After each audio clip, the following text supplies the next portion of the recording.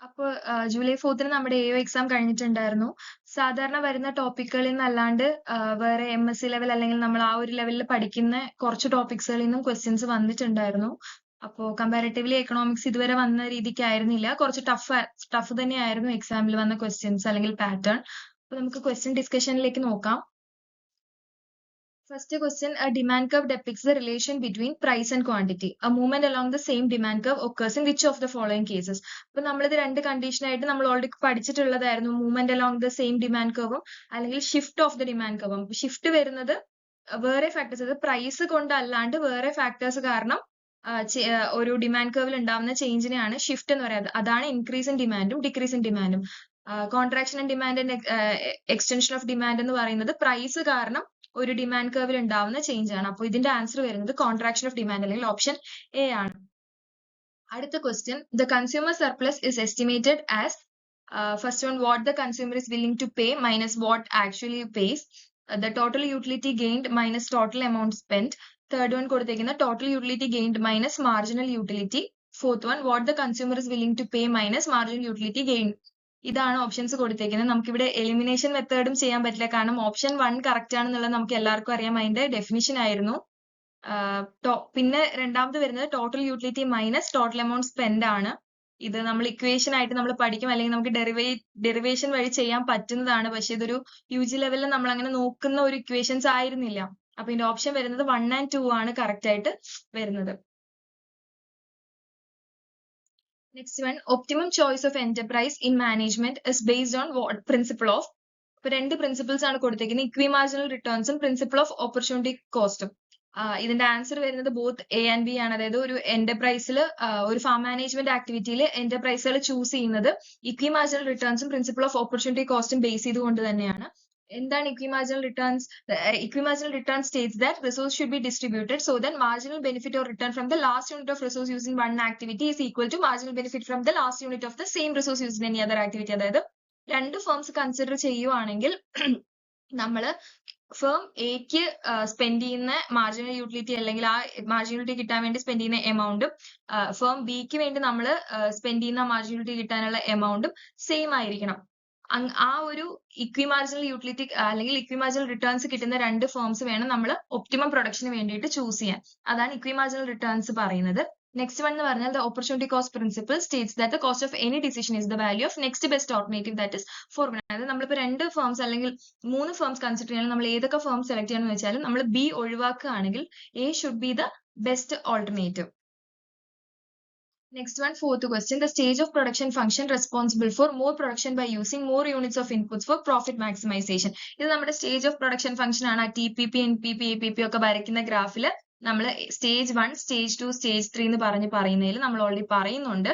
Stage 2-ലാണ് profit maximisation ചെയ്യാൻ വേണ്ടിയിട്ട് ആ ഒരു പ്രൊഡ്യൂസർ ഒരു യൂണിറ്റ് കൂടുതൽ ആഡ് ചെയ്ത് എടുക്കുന്നത്. അപ്പോൾ ഇതിന്റെ ആൻസർ വരുന്നത് സ്റ്റേജ് 2 ആണ്. Next question, which of the following statement is not correct with respect to monopolistic competition? Monopolistic competition നമ്മൾ ഒരുപാട് വട്ടം കാണുന്നതും അല്ലെങ്കിൽ എപ്പോഴും നമ്മൾ പഠിക്കുന്നതുമായിട്ടുള്ള ഒരു ക്വസ്റ്റ്യൻ ആയിരുന്നു. അപ്പോ അതിന്റെ കണ്ടീഷൻസ് നമുക്കറിയാം. Large number of buyers and sellers ആണ്, ഡിഫറൻഷിയേറ്റഡ് ഗുഡ്സ് ആണ്, ആൻഡ് ഡിമാൻഡ് കർവും ആകെ കൺഫ്യൂഷൻ വരാൻ ചാൻസ് ഉള്ളത് ഈ സെക്കൻഡ് ഓപ്ഷൻ മാത്രമായിരുന്നു. Demand curve average revenue curve downward sloping. അതതിന്റെ കണ്ടീഷൻ അങ്ങനെ തന്നെയാണ് വരുന്നത്. ഡിമാൻഡ് കർവ് അല്ലെങ്കിൽ ആവറേജ് റവന്യൂ കർവ് മോണോപോളിസ്റ്റിക്കിന്റെ കേസിൽ രണ്ടും സെയിം കർവ് ആണ് കാണിക്കുന്നത്. അത് ഡൗൺവേർഡ് സ്ലോപ്പിംഗ് ആയിട്ടുള്ള ഒരു കർവുമാണ്. And the same price does not rule the marketing throughout. നമുക്കറിയാം മോണോപോളിസ്റ്റിക്കിൽ ഡിഫറൻഷിയേറ്റഡ് പ്രോഡക്ട്സ് ആയതുകൊണ്ട് തന്നെ പല പ്രോഡക്ട്സിനും പല എമൗണ്ട് അല്ലെങ്കിൽ പല പ്രൈസിങ്ങിലാണ് ഗുഡ്സ് സെല് ചെയ്യപ്പെടുന്നത്. അപ്പോൾ ഇതിൽ നമുക്ക് ഫസ്റ്റ് വൺ, അതായത് ഡിഫറൻഷിയേറ്റഡ് ഗുഡ്സ് ആണെന്ന് അറിയുന്ന ഒരാൾക്ക് ഒബ്വിയസ്ലി അറിയാൻ പറ്റും ഓപ്ഷൻ ഡി ആണ് നോട്ട് കറക്റ്റ് ആയിട്ട് വരിക. അപ്പൊ large number of buyers and sellers dealing with homogeneous goods അല്ല മോണോപോളിസ്റ്റിക്കിന്റെ കേസിൽ. Next question, consider two countries A and B engaged in trade. Though A can produce both dairy products and machinery cheaper than B, yet A imports dairy products from B and exports machinery. This is a paradox to which fundamental principle of international trade? അതായത് ഇത് international എക്കണോമിക്സിൽ നിന്ന് വന്നൊരു question ആണ്. ഇത് നമ്മുടെ സിലബസിൽ പറഞ്ഞിരിക്കുന്നതല്ല. അപ്പൊ നമ്മൾ രണ്ട് കൺട്രി കൺസിഡർ ചെയ്യാണ്, എയും ബിയും. ആൻഡ് എക്ക് ഡയറി പ്രൊഡക്ട്സും മെഷീനറിയും രണ്ടും ബി എന്നുള്ള കൺട്രീനെക്കാട്ടിലും ചീപ്പർ ആയിട്ട് പ്രൊഡ്യൂസ് ചെയ്യാൻ പറ്റുമെങ്കിലും എ ആണ് അവർ ഇമ്പോർട്ട് ചെയ്യുന്നത്. ആൻഡ് ബിന് അവര് അതായത് മെഷീനറി വന്നിട്ട് അവര് എക്സ്പോർട്ട് ചെയ്യും. അതെന്തുകൊണ്ട്, അല്ലെങ്കിൽ ഈ ഒരു കണ്ടീഷൻ പറയുന്ന പാരഡോക്സ് അല്ലെങ്കിൽ ഈ ഒരു കണ്ടീഷൻ പറയുന്ന പ്രിൻസിപ്പിൾ ഏതാണെന്നാണ് ക്വസ്റ്റ്യൻ വന്നേക്കുന്നത്. അപ്പൊ ഇന്റർനാഷണൽ ട്രേഡിൽ മെയിൻലി രണ്ട് ഇതാണുള്ളത്, കമ്പാരിറ്റീവ് കോസ്റ്റ് തിയറിയും റിലേറ്റീവ് കോസ്റ്റ് തിയറിയും. അപ്പൊ കമ്പാരിറ്റീവ് കോസ്റ്റ് എന്ന് വെച്ചാൽ ഇപ്പോൾ എക്ക് ഓൾറെഡി പറഞ്ഞിട്ടുണ്ട് ഡയറി പ്രൊഡക്ട്സും മെഷീനറി ഉണ്ടാക്കാൻ പറ്റും, but still they choose to import dairy products. അപ്പം അവരുടെ കമ്പാരിറ്റീവ് അഡ്വാൻറ്റേജ് അല്ലെങ്കിൽ ഇപ്പൊ മേ ബി കമ്പയർ ചെയ്യുമ്പോൾ, അതായത് ഡയറി പ്രൊഡക്ട്സും മെഷീനറിയും പ്രൊഡ്യൂസ് ചെയ്യുന്ന കമ്പയർ ചെയ്യുമ്പോൾ അവർക്ക് മേ ബി മെഷീനറി പ്രൊഡ്യൂസ് ചെയ്യുന്നതായിരിക്കും മോർ ചീപ്പർ.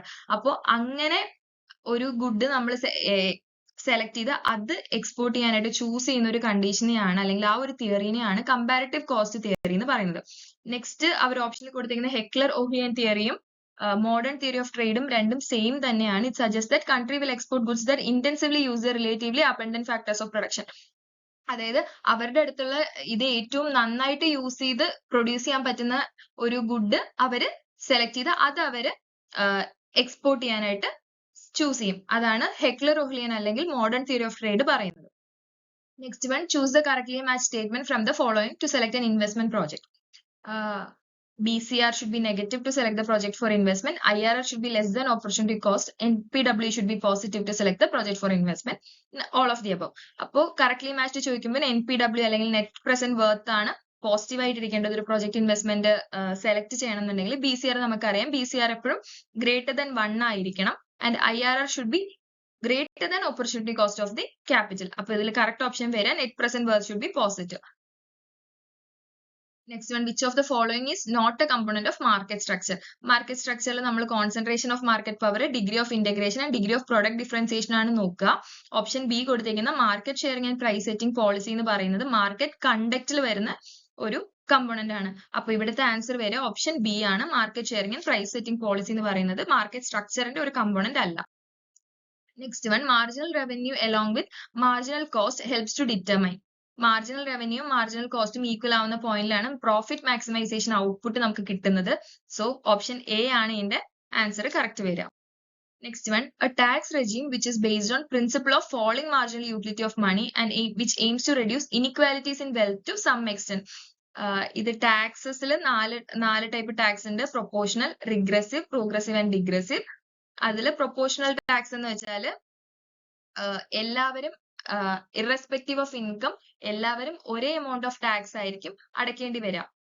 അതാണ് പ്രൊപ്പോർഷണൽ ടാക്സ് എന്ന് പറയുന്നത്. അപ്പൊ എന്ത് പറ്റും എന്ന് വെച്ചാൽ ലോ ഇൻകം ലെവലുള്ള ഒരാൾക്കും ഹൈ ഇൻകം ലെവലുള്ള ഒരാളും സെയിം എമൗണ്ട് ഓഫ് ടാക്സ് കൊടുക്കേണ്ടി വരും. അപ്പം it is not good for low income level people. അടുത്തത് വരുന്നത് റിഗ്രസീവ് ടാക്സ് ആണ്. റിഗ്രസീവ് ടാക്സ് എന്ന് വെച്ചാൽ റിവേഴ്സ് ആണ്. അതായത് ലോവർ ഇൻകം വരുന്ന ആൾക്കാർ കൂടുതൽ ടാക്സ് അടയ്ക്കേണ്ടി വരും, ഹയർ ഇൻകം കിട്ടുന്ന ഒരാൾക്ക് ടാക്സിന്റെ എമൗണ്ട് എന്ന് പറയുന്നത് കുറവായിരിക്കും. അതാണ് റിഗ്രസീവ് ടാക്സ് സിസ്റ്റം എന്ന് പറയുന്നത്. അടുത്ത ഡിഗ്രസീവ് ടാക്സ് എന്ന് വെച്ചാൽ ഇൻകം കൂടുന്തോറും ടാക്സിന്റെ റേറ്റ് ഇനിഷ്യലി ഇൻക്രീസ് ചെയ്തുകൊണ്ടിരിക്കും. ഒരു പെർട്ടിക്കുലർ പോയിന്റ് കഴിഞ്ഞു കഴിഞ്ഞാൽ പിന്നെ അത് കോൺസ്റ്റന്റ് ആയി മാറും. അതായത് ഒരു പെർട്ടിക്കുലർ എമൗണ്ട് ഓഫ് ഇൻകം കിട്ടുന്ന ഒരാൾ ഇൻകം കഴിഞ്ഞു കഴിഞ്ഞാൽ പിന്നെ എല്ലാ ഇൻകം ലെവലിലുള്ള ഒരാൾക്കും സെയിം എമൗണ്ട് ഓഫ് ടാക്സ് അടച്ചാൽ മതിയാവും. അതാണ് ഡിഗ്രസീവ് ടാക്സ് സിസ്റ്റം. ഇവിടെ അവർ ചോദിച്ചേക്കുന്ന ക്വസ്റ്റ്യൻ എന്ന് പറഞ്ഞാൽ എന്താണ്, പ്രോഗ്രസീവ് ടാക്സിനെ പറ്റിയിട്ടാണ് അവർ ചോദിച്ചേക്കുന്നത്. അപ്പൊ ഇവിടുത്തെ ആൻസർ വരിക പ്രോഗ്രസീവ് ടാക്സ് ആണ്. അപ്പൊ